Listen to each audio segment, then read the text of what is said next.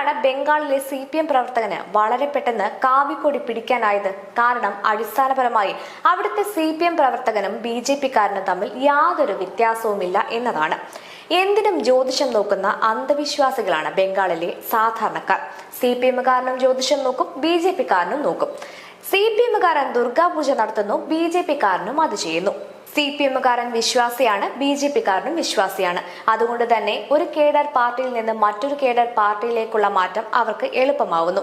അവർ തൃണമൂലിലേക്ക് പോയില്ല, കാരണം മുസ്ലിം വോട്ടുകൾ എൻ ബ്ലോക്കായി അവിടെയാണെന്ന് അവർക്കറിയാം.